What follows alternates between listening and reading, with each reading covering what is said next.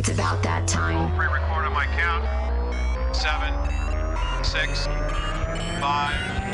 4. Here we go, Roger. On INSiiGHTS, 2 eyes in the middle. INSiiGHTS, where we always talk the talk. Yes, sir.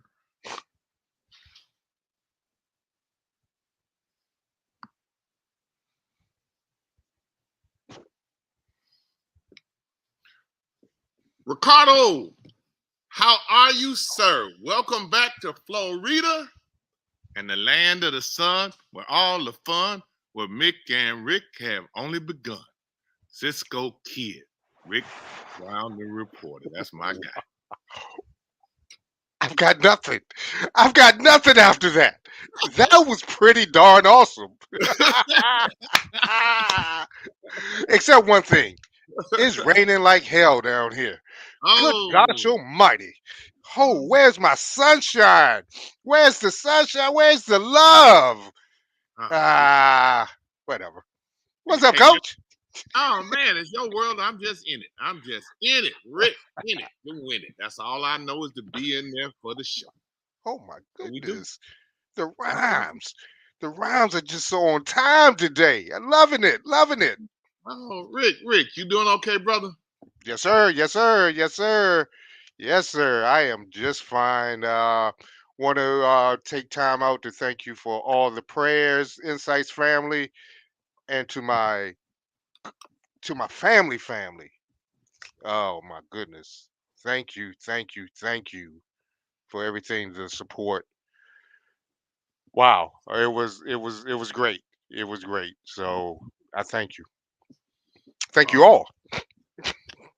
I'm just glad that you're back, that it was a experience. You know, it's good and bad. You love seeing everybody. You just hate the circumstance. And no matter how many times you talk about it, you don't get no better. You don't make an arrangement. You don't get together again till next time somebody passes or somebody gets hit. We've got to change that. We do have to change that. I was telling some people that earlier, and we always say that, and then life gets in the way, it seems like. But someone told me one thing. He said, you know, when you make things a priority, you do it. Mm-hmm. And this is going to be a priority to me, to see my family, to see my family, and not have to view my family.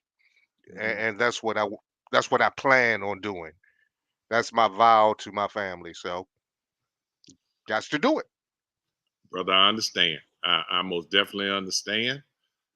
While you were gone, the SWAC baseball tournament went on. We've been covering the SWAC, putting some stuff up there. The SWAC has been forwarding us information, so we started to put together a little weekly show up there on update with what's going on in the SWAC, and a lot of the SWAC schools and MEAC schools have added us to their distribution list. So we're getting information, and the Alabama A&M boy, them Bulldogs, they be on the trail, boy. You get something from them a couple times a day. So they let you know what's going on in their program. But Alabama State, they hadn't won since 2016, but they beat Southern in a game that was 14 innings and lasted 5 hours. Wow. 5 hours long, Rick. But they won it and won the SWAC. FAMU ended up losing to Southern and fell in the losers bracket and came out, fought their way out of there, and lost to Southern again. So we finished 19-11 overall. We had 3 guys out of Florida A&M that made the all tournament team. So hats off to Coach Jamie Shoops and the baseball program. But just to give you an idea, we were 19-11 overall. Cookman 20-11 overall. That's 31 games. We played 30. Alabama State was 34-23 if the numbers that were given to me is right. So that's a significant number of games more to kind of find out exactly what you have. Wow. We're in Florida, so it just seemed that we would have played more games than that because everybody typically wants to come to Florida and play. So, Wow. yeah. Hey. And the more you play, I mean, the more you know your team, the more comfortable the players, the rotation, the role players. Um, it can only help. Wow. 34 and 23. That's a Coach, lot of games. Did you know that your coach played baseball? No, I did not know my coach played baseball. I was a pitcher and naturally a first baseman. I did good till they learned how to throw a damn curveball. Once they started throwing a curveball, I was out of there. Fastball, okay. But when they threw that curveball, boy, this ball a little bit too little for me. Be standing up here, them throwing that thing at me, and they go started up here. Nah, I was all right when they were just doing fastballs and trying to get control. But then when they started learning how to throw a curveball, I curved out of there.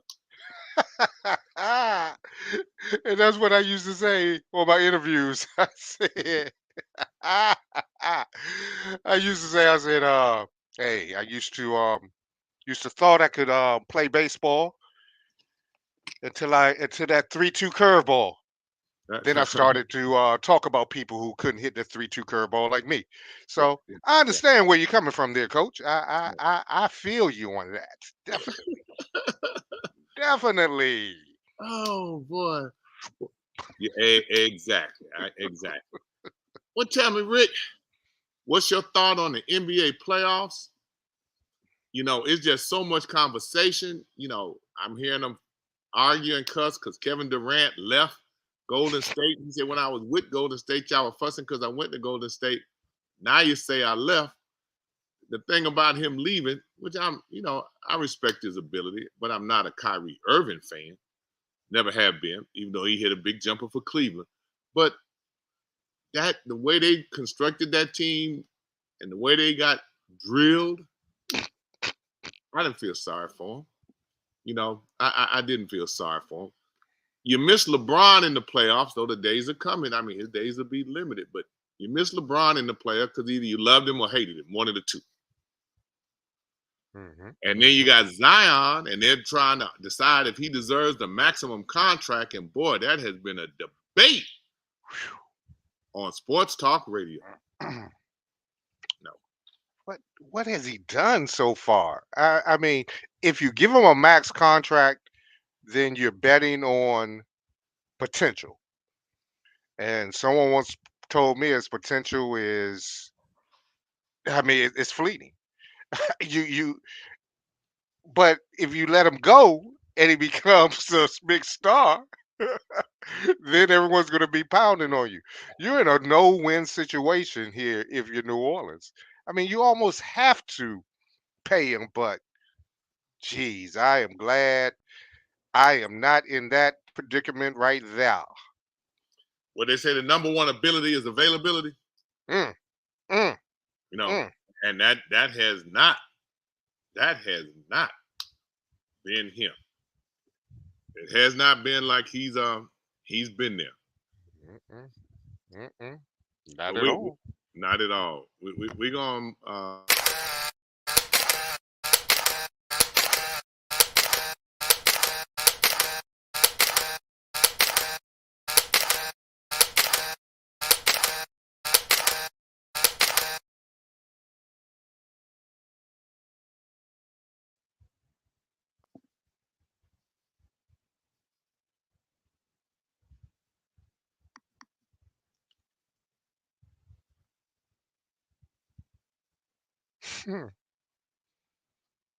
When many think of the Harlem Globetrotters, they think of the crazy antics of Curly Neal and Meadowlark Lemon. When some think of great basketball players who are also members of Kappa Alpha Psi Fraternity Incorporated, Bill Russell and Wilt Chamberlain are often first mentioned. In today's Remembering the Legends, we spotlight a man who combined hoop skill and artistry at his finest. Today we remember Marcus O. Haynes. Born March 12, 1926 in Sand Springs, Oklahoma, basketball quickly became a game Haynes would master. He was a deft scorer, but perhaps even better, Haynes was a wizard handling the basketball. His dribbling skills would make even today's stars nod in appreciation. He went to Langston College and not only led the team in scoring all 4 of his seasons, he made all conference all 4 years as well. And check it, Langston had a crazy record of 112 wins against 3 losses under Haynes. Let me rewind that. Did you hear me? 112-3, which included a remarkable 59-game win streak. One of the victories came against the Harlem Globetrotters, who used to play exhibitions against NBA and collegiate teams during the day. And after graduation, Haynes signed with the Globetrotters and would become an international star. Known for confusing opponents by sliding across the floor on one knee while keeping his dribble alive, Haynes quickly became a crowd favorite and would go on and play in more than 12,000 games in 97 countries throughout the world in a span of 51 years. He will become the first Globetrotter to be inducted into the Naismith Memorial Hall of Fame in 1988, one of just 6 halls of fame Haynes is a part of. Haynes died May 22, 2015 at the age of 89, but he left a legacy behind. The motto of Kappa Alpha Psi Fraternity Incorporated, in which Haynes was a member, is achievement in every field of human endeavor. Brother Haynes showed there are numerous ways to achieve greatness. That is why he is a legend.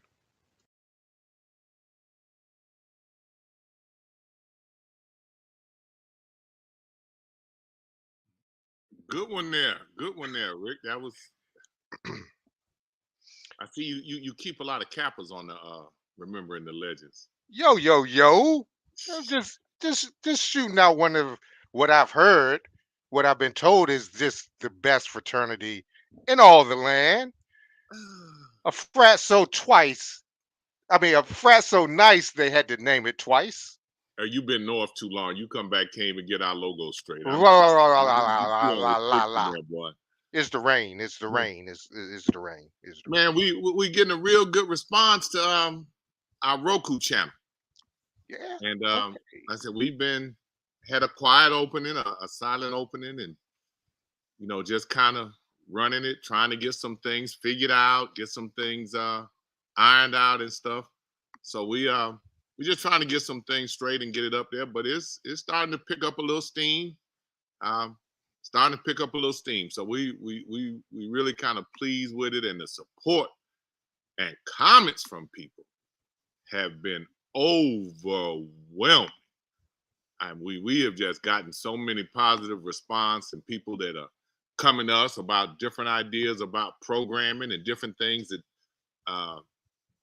to put on the network. So we really kind of excited and been blessed by the support by so many of our friends and supporters. INSiiGHTS now has its own Roku channel. INSiiGHTS itself is a dream maker, providing a platform for content creators.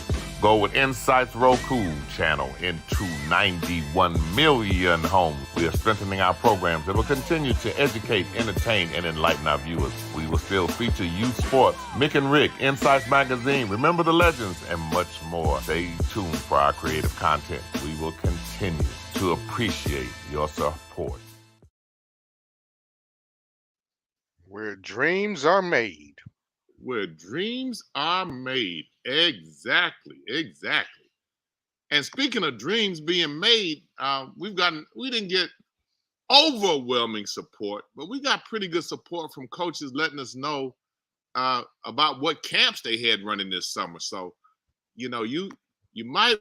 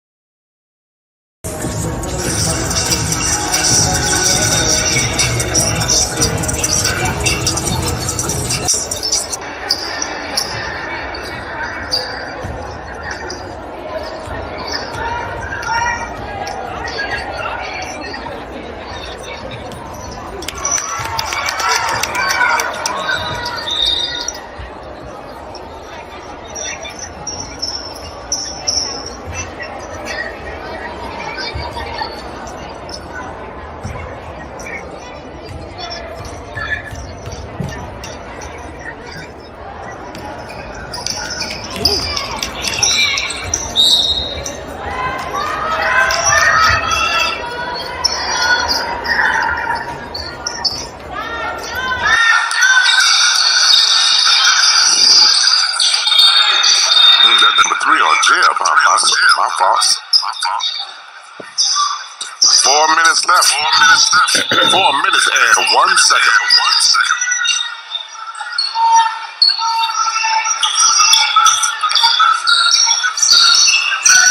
Rickers players helping to clean the floor here in McClay.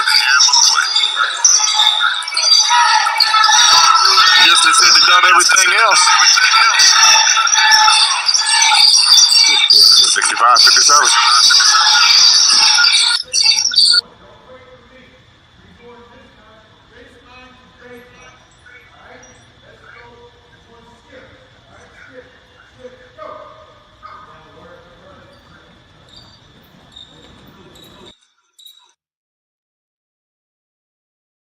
Yeah, Rod Mack and Coach Salters, they're having theirs together. And we told you earlier about Rick Cabrera at the community college having his tournament.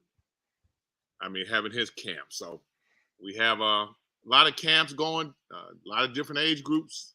My grandson was in Gobby's camp last year. He will be in camp with his auntie for a week.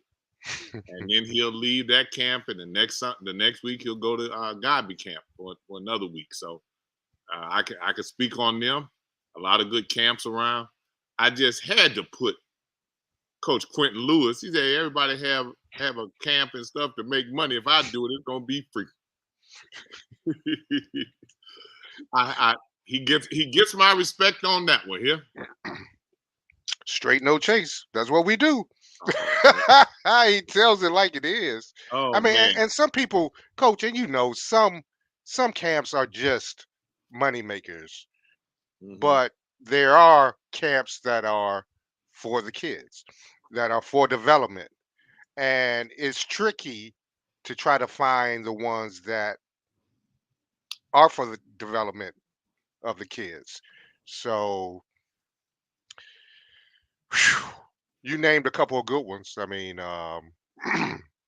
Godby and the one run by the prodigy, Miss Milan Clayton. I'm sure because she got that honestly.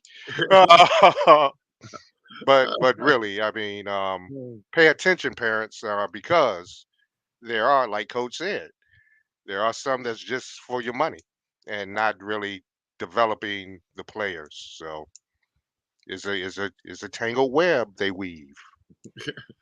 And as we talk about, we got these things going now. McCoy Enterprises is sponsoring and a unique opportunity for independent singers, musicians, and performers to showcase their talents. McCoy Enterprises is working in conjunction with INSiiGHTS Roku Network to provide a platform that would allow and enable these performers to be seen on a vehicle that serves over 91 million homes. 850-999-2870. Info at INSiiGHTS. Yeah, we keeping it going. We stirring it up over there on IR, on INSiiGHTS Roku. We getting that thing just getting it popping now. We getting it popping.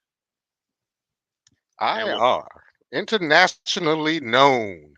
You like that, huh? Yes, sir. Yes, sir. I like it indeed. Yes, I do. You know what we're trying to do. So we appreciate you being a part of it. As we keep moving, and we have a special with us today. We haven't had a chance to talk to him since becoming a state champion.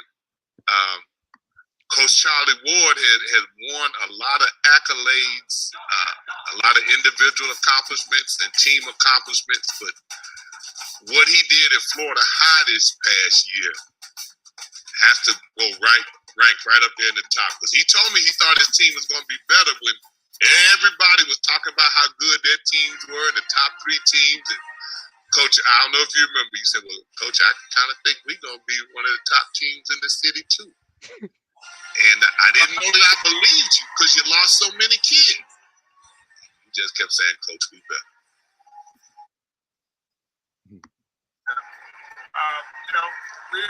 We're very blessed to be able to have the group that we had. And I'll tell you at the beginning, yes, we lost a lot of talent the year before. this group had the chemistry to run, and it started with our leaders. If you're going to win anything, you need to have great peer leadership. We definitely had that with Trey Donaldson being.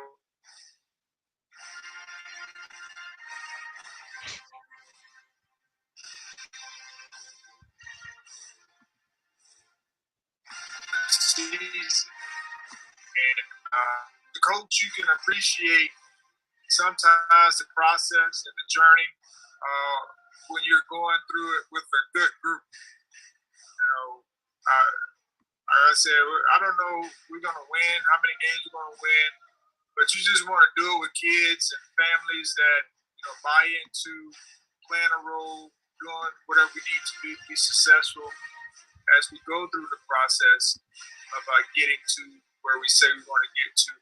But to do it with great people, where yes, we had kids doubt their roles at times because they weren't playing as much, but they weren't a distraction. We had parents doing the same thing, but they weren't a distraction. They all understood once we communicated and talked it out. They all understood what we were trying to get accomplished, and it was just amazing to be able to see how when we got to a certain point in the season, which was after the McClay game, I think we beat them by 5 points or something in a district championship. And after that game, there was a total different shift as far as the mindset and the leadership. Everything got ramped up, and their focus was different, and it showed. We came back and beat Clay pretty handily, and went the next game pretty handily here at home. And we just rode that wave of momentum. With us today, we have. We need to know who's not very good one-on-one. We do a lot of one-on-one drills so that we can see that as well. And one of the things we work really hard with our guys is just understanding each other's strengths and weaknesses. A lot of the drills that we do in practice, so guys know, and you can see them start to understand, if a guy can shoot or if he can't shoot, how to play him. And then we talk through a lot of those situations in practice as well. So, when it all came to, that night where they got after it consistently, we see it all the time in practice because sometimes the practices get that way because they're so competitive. And then to see it come to fruition in a game, I was just happy to see them compete like that. But they found a way mentally and also to help each other. Help each other through when they didn't want to play that way. They helped each other. And so it came to fruition where they saw the light.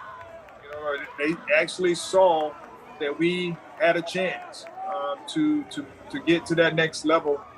And it all started with, like I said, the peer leadership. Trey Donaldson, he was that guy. It's hard to replace him, but he was just that guy. He was the coach on the floor. The guys listened to him, and Anthony was a good 1A, 1B, and so they worked well together when it came to the leadership. But Trey taught Anthony a lot about what true leaders look like, peer leaders. And so I know Anthony will take that step, and we also have some other guys that will play that role as well this year coming up. But it was just an amazing run, starting probably after that Gabi game. But let me ask you something, Trey. Changing the gears just a little bit. Yourself being a multi-faceted athlete, and Trey being, football and basketball. What is your perception sometimes of these athletes playing multi-sports? Where do you kind of stand on that? Well, I am person specific. If you have the capacity to play multiple sports, then I think it's very beneficial in a lot of ways. However, there are some guys who choose, or athletes that choose to play one sport. And my whole thought process is, if you're going to play multiple sports, 2 is probably the number if you're going to be very good at playing multiple sports, because it's hard to focus on 3 or 4. No, we did it growing up, but we really weren't good. I mean, we were good at 1, and then the other 2 we were just average at because we just didn't put the time in. And times have changed to where now you have guys who are playing, or athletes that are playing one sport, and they are getting better. And so you can help in some form or fashion. But a guy like the Trey Donaldson, he's just naturally gifted.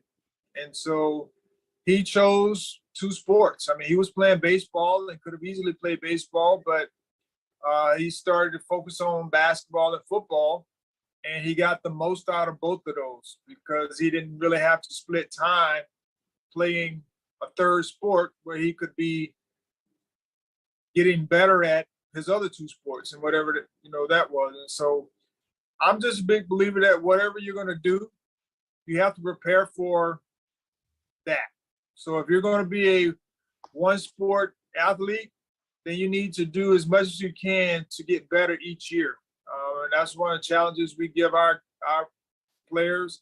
If this is going to be your sport, then you need to start getting better at that sport. You can't come back to the same. I mean, you can't come at the same the next year as you were the year before. And if you're a multi-sport guy, then you need to choose what is going to be your major sport and work on that portion of it, and then do something to help get you ready for your second sport. Whether it's going out and, if you're a football, basketball guy, during football season, coming in the gym and getting some shots up, those types of things. Doesn't have to be strenuous, but it can be something that you can do on your off time, on the weekend, just so you can get a feel for the basketball.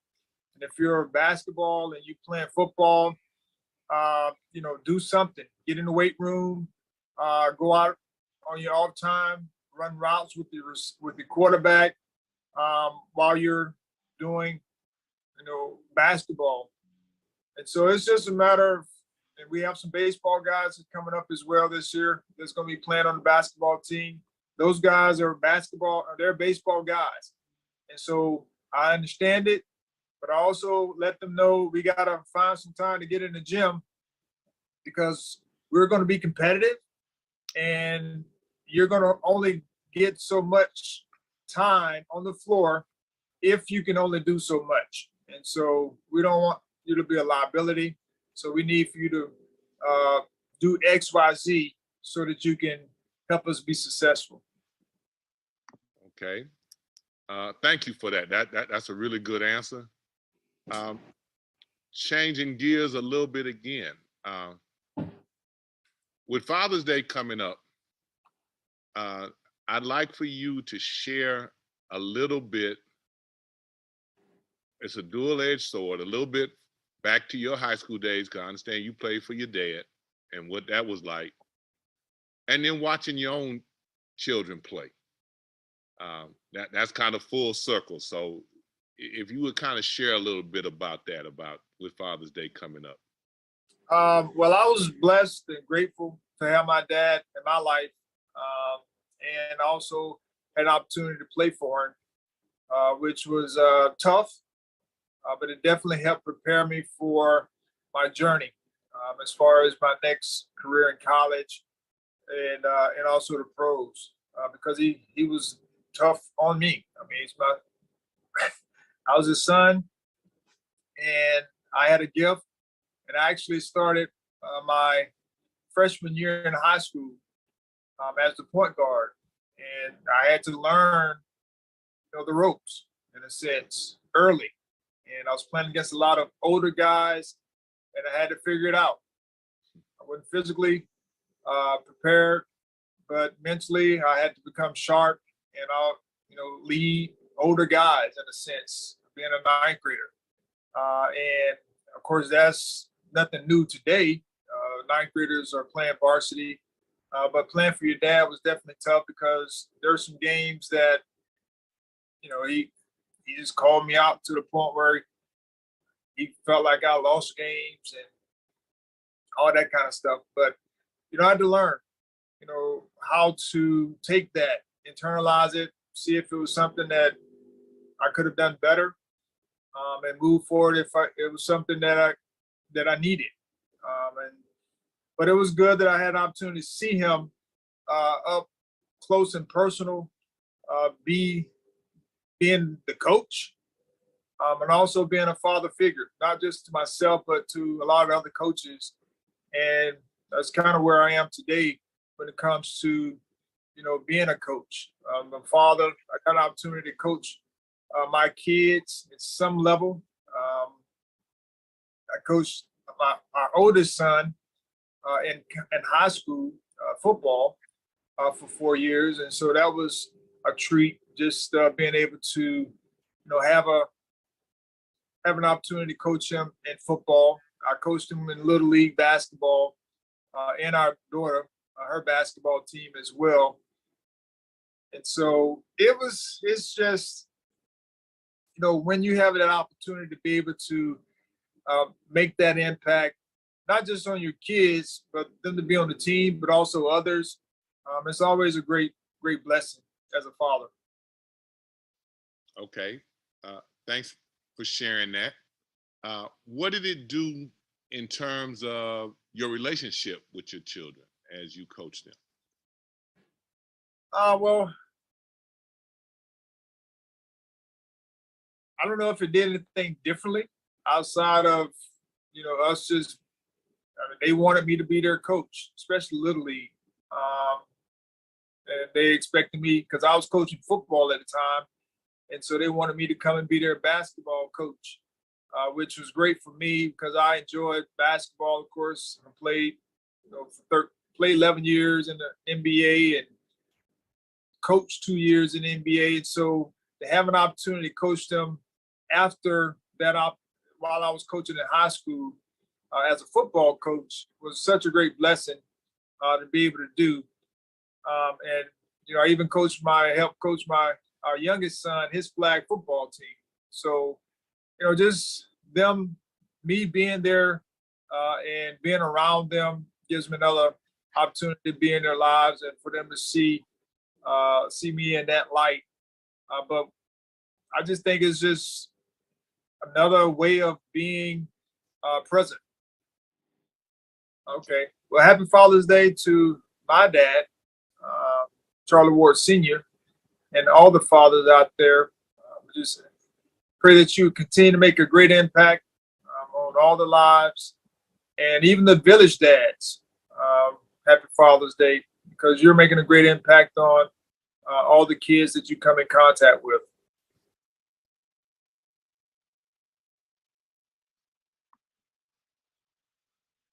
Man, I like what he said.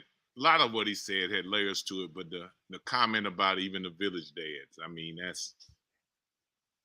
was pretty deep. Charlie gives an intuitive and in-depth conversation when he does an interview. His answers are well thought out, and he always leaves you thinking about it. And he shares some things. I mean, like he said dad blamed him for some games they lost, and I was like, wow. It's a question I typically ask dads who coach because I've been in that position where I've coached mine. So I always remember, and I talk about my oldest daughter telling me she always wanted to play for her dad, and she always wanted a strict, disciplined coach. She said she just didn't want them in the same person. So it can, it's a test. It's a test. You almost have to go over backwards to show you're not favoring yours, no matter where her pecking order or his pecking order is on the team. I played for my dad my senior year, and those rides home sometimes wasn't the best thing if you didn't win. But I also remember my stepmother coming out the stands one time. I think I had 37 or something, and we were beating somebody, and my dad took me out, and she was like, "The school record is 40. Why you took him out the game? Everybody in the stands know he right at the school record." And he said, "I'm not running the school." I mean, this is during the game. She came down there to give him her peace of mind on that. I didn't know what I had, but wow. Wow. How See, difficult? Oh, I'm huh? sorry, Coach. Go ahead. No, no. No. I'll ask. Go ahead. Uh, Finish that. Sports Divas made her comment about how she liked what Charlie said about the village dad. See, already, Yeah. man, that was kind of a deep comment. Yeah. But you asked me how difficult was it to play for my dad? That as well as to coach your own children. I mean, That and was not to play that favoritism, and then at the same time, your dad. So where's the balance had to be difficult, or well, could have been difficult. it was difficult, but each one of my children were different, so I had to handle each one of them different. And we have an interview coming up on the Father's Day special with dads and their athletic children. And one of them is Jazz Grice, who I had she's in middle school, and she went on to be one of the all-time best at Florida A&M. And her dad and I developed a real good friendship. But he was always saying, he said, Jazz saw how you were with KK, and how she said, man, Coach Clay don't take nothing from his own child. So I know good and doggone well he ain't gonna take nothing from me. So let me get my butt in line right off the bat. And so yeah, it was challenging, but it was an experience I enjoyed. I hope they got something out of it. But I think that they learned a lot about themselves in terms of that they could work through situations they didn't always think they could work through. And that's what sports does for you. That will to quit, that you think you can't run another step, you can't go up another hill, you can't lift another weight, can't jump another line, and then find out that you do it. And so you do that same thing when it's 12 and 1 o'clock at night. You're like, man, I can't stay up and finish this paper. I can't do it. I'm going to bed. And then you think about all them times you broke barriers that you had within your own mind to succeed. And you go back down, get some coffee, and go back to work so you can finish that work. Indeed, Coach.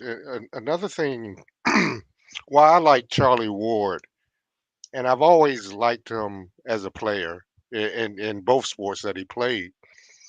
But now, even as a coach, I see he's still humble, because when he was talking about his team, and despite all the accolades that he's accomplished, it wasn't about him. One of the first things he said during the interview was, we had good leadership. He wasn't talking about the coaching staff. He was talking about the players, and they came together. And that's just Charlie. That's always been him.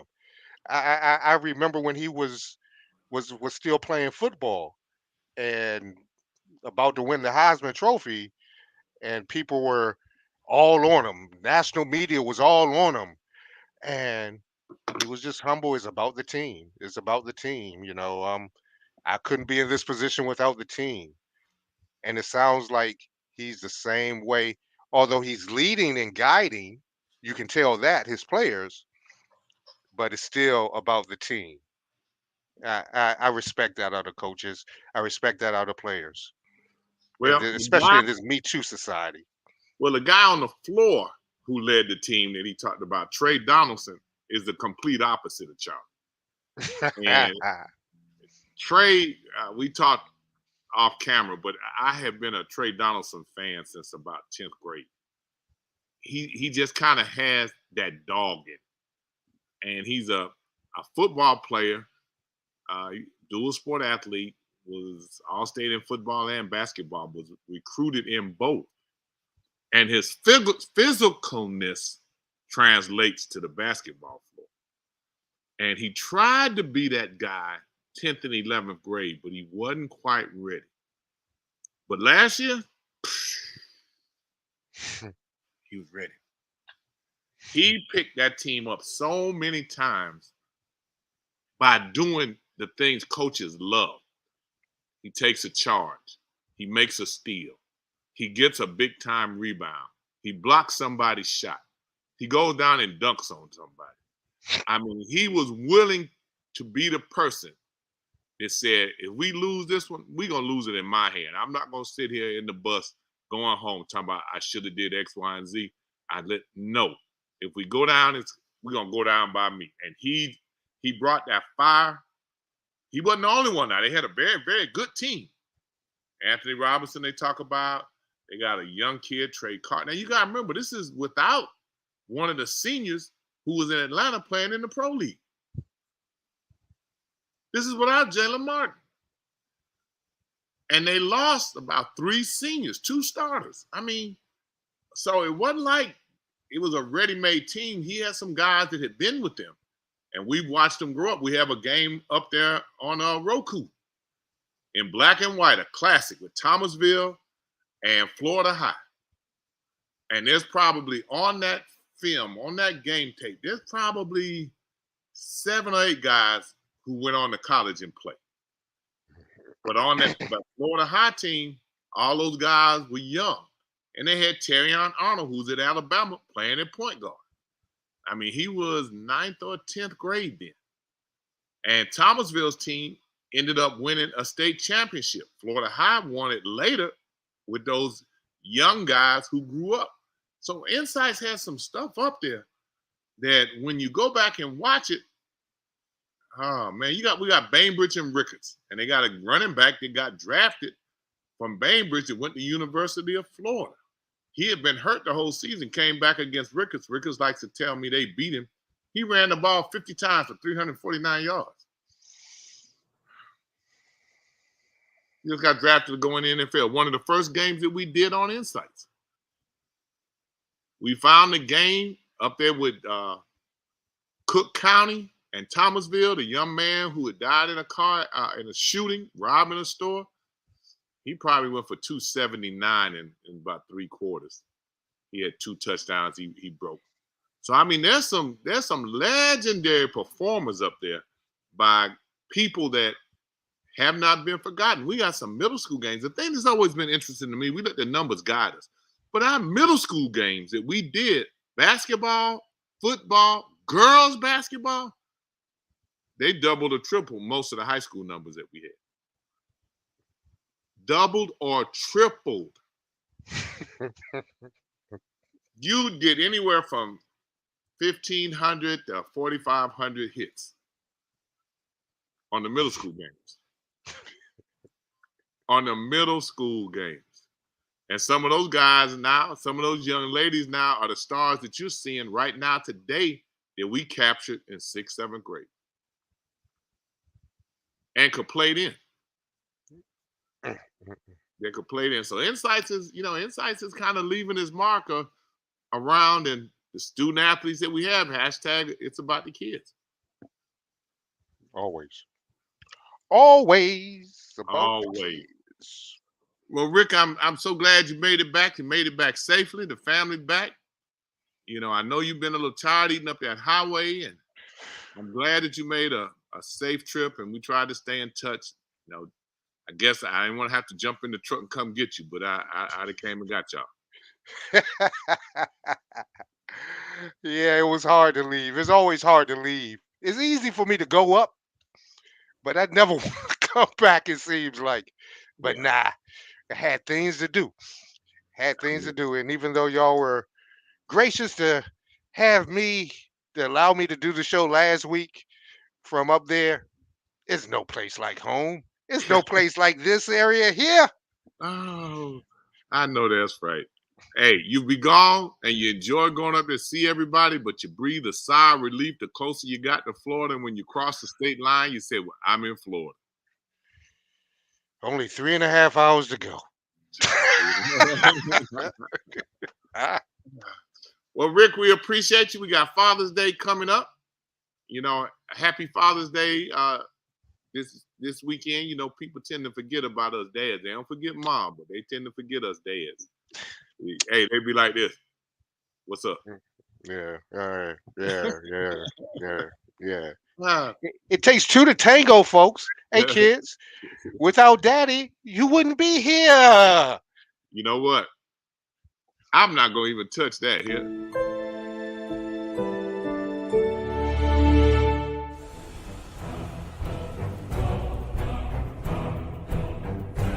Stay up to date with the latest from INSiiGHTS. Visit our website at INSiiGHTS.com. 2 I's in the middle. INSiiGHTS.com. INSiiGHTS is a copyright of Mac4 Enterprises, a Florida corporation. This broadcast is produced under the exclusive ownership of Mac4 Enterprises and is the intellectual property and trademark of Mac4 Enterprises. Comments of the host and other individual speakers on INSiiGHTS represent their independent thoughts and representations. And I appreciate everybody being with us, supporting us. Much love to you. Don't forget Father's Day is coming. Don't forget your father. Don't forget your grandfather. Give them a shout. Tell them you love them. Even though they may not, you think they may not want to hear it, they do. Give them a hug. Show them some love. You hear it, kids? Rashad, KJ, you hear that? Are you I listening? know that's right. Go to INSiiGHTS Roku. Man, we just started. We got more stuff coming to you down the pike, and when it comes, it's going to come in a rush. You're going to say, oh, my goodness, what they doing over there. Hey, we trying to get it done. That's the only way we know how to be. Peace, y'all. Peace.